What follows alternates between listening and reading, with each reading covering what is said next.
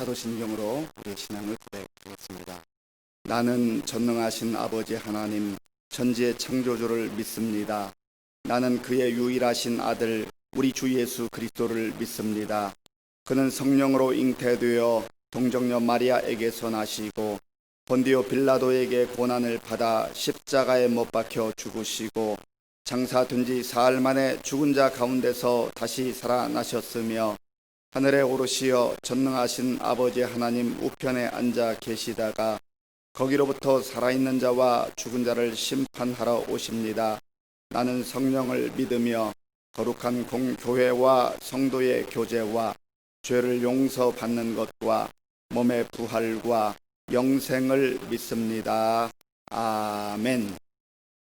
하나님께서 우리에게 주시는 말씀은 사사기 8장입니다. 구약 성경 373쪽 사사기 8장 말씀을 교독하겠습니다. 에브라임 사람들이 기드온에게 이르되 네가 미디안과 싸우러 갈 때에 우리를 부르지 아니하였으니 우리를 이같이 대접함은 어찌 됨이냐 하고 그와 크게 다투는지라. 기드온이 그들에게 이르되 내가 이제 행한 일이 너희가 한 것에 비교 되겠느냐. 에브라임의 끝물 포도가 아비에셀의 만물 포도보다 낫지 아니하냐.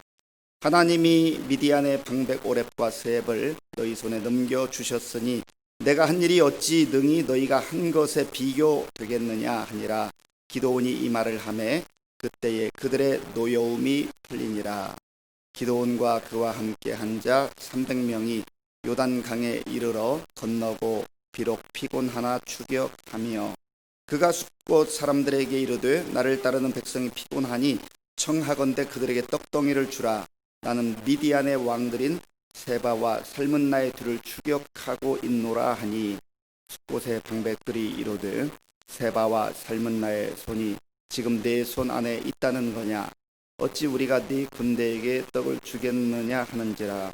기드온이 이르되 그러면 여호와께서 세바와 살문나를 내 손에 넘겨주신 후에 내가 들가시와 찔레로 너희 살을 찢으리라 하고 거기서 분우엘로 올라가서 그들에게도 그같이 구한즉 분우엘 사람들의 대답도 숫곳 사람들의 대답과 같은지라. 기드온이 또 분우엘 사람들에게 말하여 이르되 내가 평안히 돌아올 때 이 망대를 헐리라 하니라. 이때에 세바와 살문나가 갈골에 있는데 동방 사람의 모든 군대 중에 칼든 자 12만 명이 죽었고 그 남은 15,000명 가량을 그들을 따라와서 거기에 있더라. 적군이 안심하고 있는 중에 기드온이 노바와 욕부하 동쪽 장막에 거주하는 자의 길로 올라가서 그 적진을 치니 세바와 살문나가 도망하는지라.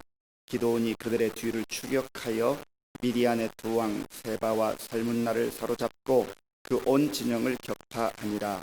요아스의 아들 기드온이 헤레스 비탈 전장에서 돌아오다가 숫곳 사람 중 한 소년을 잡아 그를 신문하매 그가 숫곳의 방백들과 장로들 77명을 그에게 적어 준지라. 기드온이 숫곳 사람들에게 이르러 말하되 너희가 전에 나를 희롱하여 이르기를 세바와 살문나의 손이 지금 네 손 안에 있다는 거냐. 어찌 우리가 네 피곤한 사람들에게 떡을 주겠느냐 한 그 세바와 살문나를 보라 하고 그 성읍의 장로들을 붙잡아 들가시와 찔레로 숫곳 사람들을 징벌하고 분우엘 망대를 헐며 그 성읍 사람들을 죽이니라. 이에 그가 세바와 살문나에게 말하되 너희가 다볼에서 죽인 자들은 어떠한 사람들이더냐 하니 대답하되 그들이 너와 같아서 하나같이 왕자들의 모습과 같더라 하니라. 그가 이르되 그들은 내 형제들이며 내 어머니의 아들들이니라.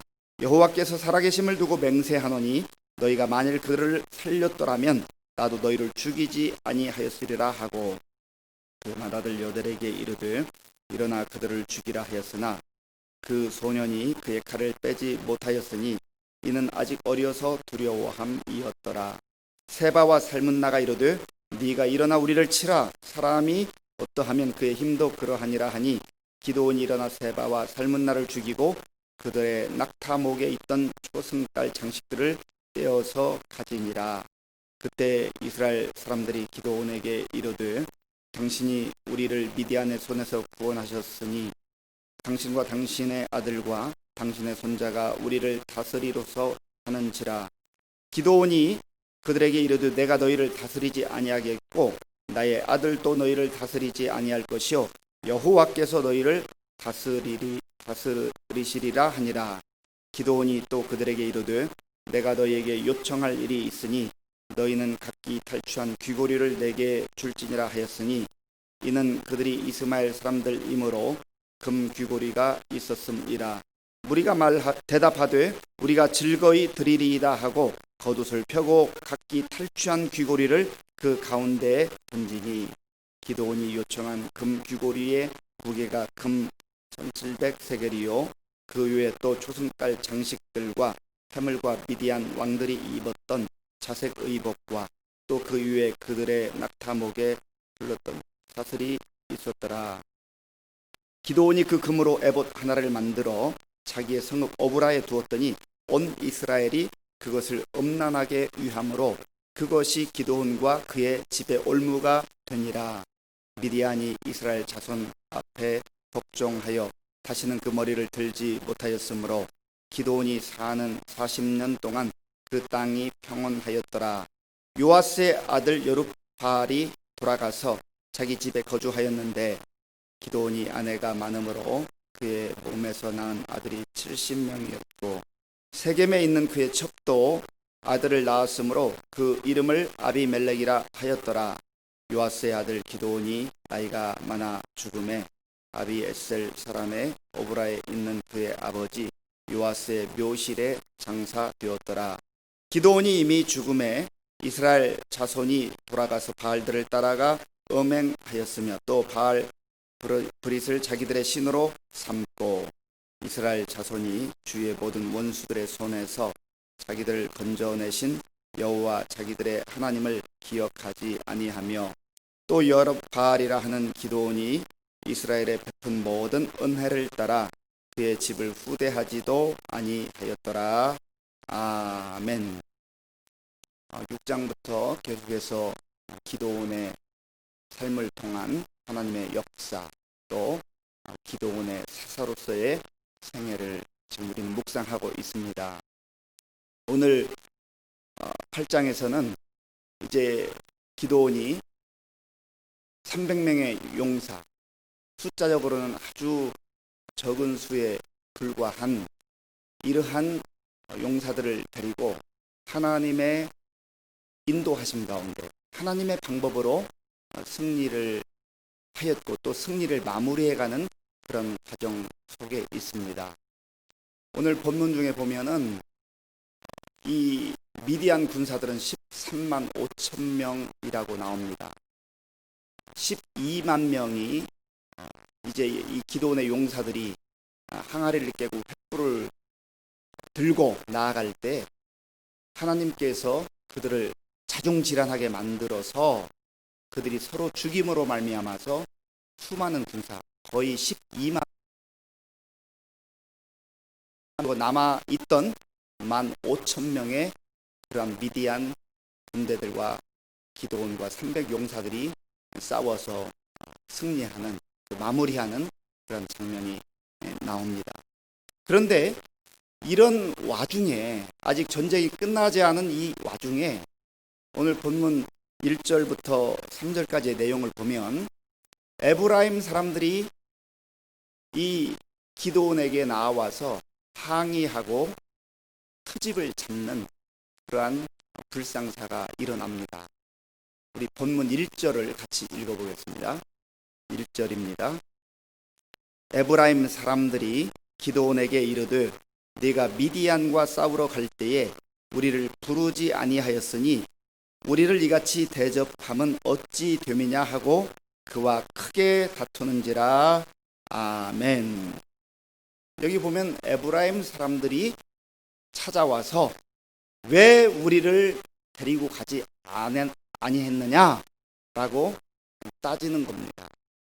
따져도 보통 따지는 게 아니에요. 심하게 따집니다. 여기 그와 크게 다투는지라, 여기서 다투다라고 하는 이 단어는요 리브라고 하는 단어인데 원래 이 단어 속에는 육체적으로 심하게 격투했다라고 하는 뜻도 있고 말다툼을 했다라고 하는 그러한 의미도 있습니다. 그런데 아마 육체적으로 막 붙어서 싸운 그런 정도까지는 아니고 말다툼을 굉장히 심하게 했다라고 우리가 이 본문을 통해서 이해할 수 있습니다. 그런데 지금 이들이 와서 기드온에게 항의하는 것은 왜 미디안 사람들과 싸우러 갈 때 우리를 데리고 가지 않았느냐, 그렇게 항의를 합니다. 그런데요, 이 성경 속에 나타나는 에브라임 사람들의 몇 번의 행적을 보면, 특별히 3번의 행적을 보면 이 사람들은 상당히 따지기를 좋아하는 사람들, 이유가 불분명합니다. 이유가 정확하지 않아요. 그런데 따지는 경우가 3번이 등장합니다. 우리가 이미 여호수아서를 묵상할 때에 봤었는데요, 여호수아서 17장에 보면 에브라임 사람들이 와가지고 우리에게 준 이 산지 몫이 너무나 적습니다 하고 불평을 하면서 여호수아에게 우리 몫을 더 달라고 그렇게 따졌던 경우가 있습니다. 그리고 오늘 본문이 그랬고요, 또 앞으로 이제 며칠 후에 묵상하게 될 사사기 12장에 가보면 입다가 사사로 활동할 때에 또 그때 이 에브라임 사람들이 와가지고 트집을 잡습니다. 이 집단적 습관인 것 같아요. 좋지 못한 성격, 좋지 못한 습관, 불필요한 것, 지금 따져야 될 상황도 아니고 또 그것이 사실도 아닙니다. 어제 우리가 함께 묵상했던 사사기 7장에 보면 24절부터 25절의 내용을 보면요, 제가 24절을 읽어보겠습니다. 7장 24절. 기드온이 사자들을 보내서 에브라임 온 산지로 두루 다니게 하여 이르기를 내려와서 미디안을 치고 그들을 앞질러 벳바라와 요단강에 이르는 수로를 점령하라 하매 이에 에브라임 사람들이 다 모여 벳바라와 요단강에 이르는 수로를 점령하고, 이 에브라임 사람들을 요청해서 이들이 와서 전쟁에 참여를 했습니다. 물론 처음 시작하는 단계부터 이 전쟁에 참여했던 것은 아닙니다. 아마 중간 즈음에 참여를 하게 된 것이죠.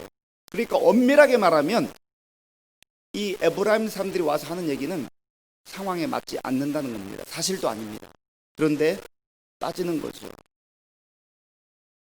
영적으로 또 현상적으로 아주 못된 습관입니다.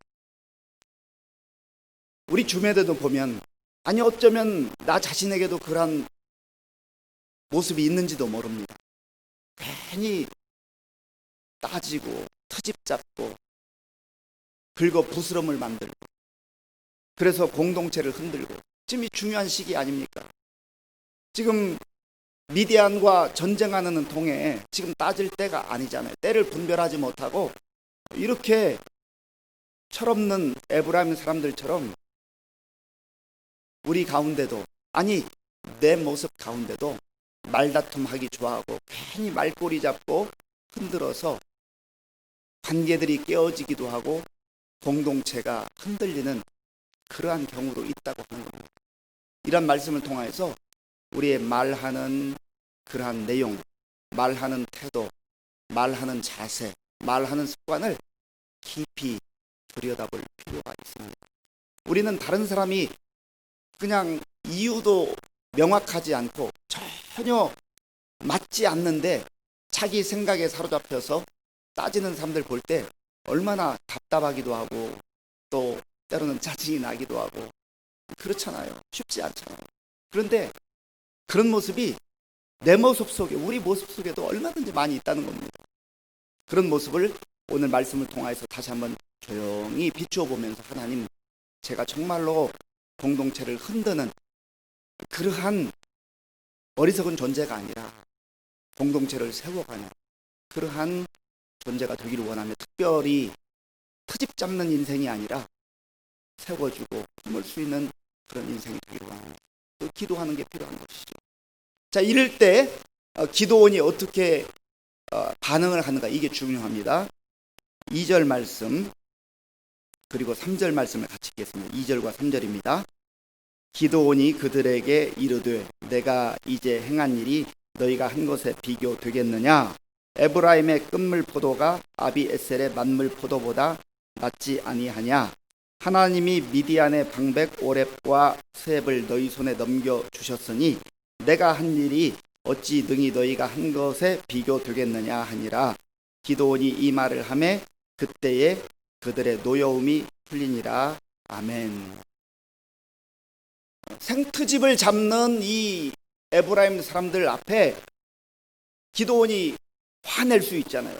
지금 사사로 부름받아서 이 전쟁을 지휘하고 있는 이 사령관과 같고 지도자인데 얼마든지 불같은 호령을 할 수도 있고 오히려 이 사람들과 싸워야 되겠다고 나올 수도 있는데 기드온의 그 반응과 태도를 보면 전혀 예상을 벗어납니다.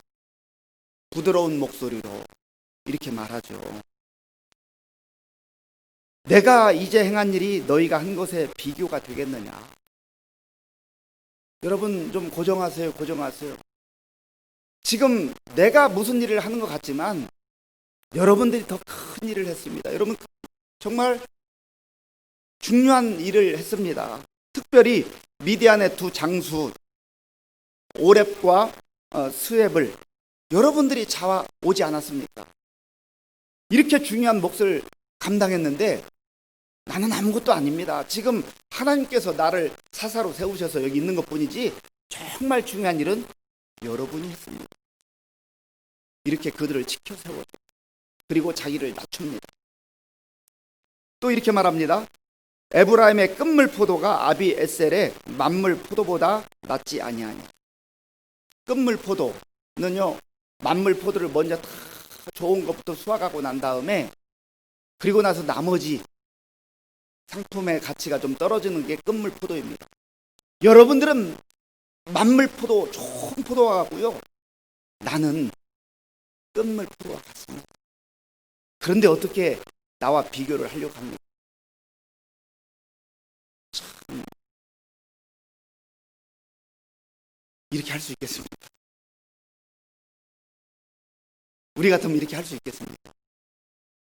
하나님 주신 지혜죠. 하나님 주신 겸손이에요. 그리고 말을 너무나 이 상황 속에서 참 정말로 지혜롭게 하죠. 그러면서 다시 한번 내가 한 일이 어찌 능히 너희가 한 것에 비교되겠느냐. 나는 여러분과 비교조차 할 수 없는 그런 연약한 존재입니다. 여러분이 훌륭한 일을 했습니다. 지켜 세워주는 거죠. 정말 쉽지 않죠. 이렇게 말할 수 있는 것은 하나님이 주신 지혜가 있어야 되고 또 지도자로서 다른 사람을, 연약한 사람을 다 품을 수 있는 넓은 품이 있어야 됩니다. 다른 사람을 품을 수 있는 넓은 품을 가지고 있는 사람이 진정한 지도자예요. 그리고 넓은 품으로 품어버리면 문제 될 것도 해결이 됩니다. 맞서 싸우려고 그러고, 아니 감히 내가 누군데 내 앞에 와서 말도 안 되는 그런 소리를 하고 있어 라고 큰 소리 치면 자기들끼리 싸움이 나지 않겠어요. 기드온이 이렇게 했다는 겁니다. 이거는 참 기드온 훌륭하다, 기드온 멋있다 라고 말하는 것으로 그쳐서는 안 된다는 거예요. 하나님, 오늘 제가 그렇게 살기를 원합니다. 오늘 이 사람 저 사람 만나게 되고 또 가족들도 함께 지내게 되고 또 이웃 사람들도 만나는데 말도 안 되는 소리를 내 앞에서 하는 그 사람들 분명히 있을 거예요. 그때 맞아, 내가 부족해서 그렇습니다. 내가 잘못했습니다. 그런 자세로 나오면 하나님께서 그 사람 품을 수 있는 지도자로 그렇게 세워주시고 사용해 주신 줄 믿습니다. 기드온이 이 말을 하매 그때에 그들의 노여움이 풀립니다. 그래서 잠언에 보면 유순한 대답은 분노를 쉬게 하여도 과격한 말은 노를 격동하느니라 라고 이렇게 말합니다. 오늘 저와 여러분들이 말 한마디 정말 신중하게 감정에 치우쳐서 싸우려 들지 말고 말도 안 되는 생트집을 잡는 그 사람조차도 예수님의 그 마음으로 받아주고 품을 수 있는 큰 사람, 넓은 품을 가진 그런 저와 여러분들이 될 수 있기를 간절히 바랍니다. 이제 하나님의 도우심 가운데에 나머지 15,000명의 그 미디안 군대를 다 이제 물리치고 승리를 하게 됩니다.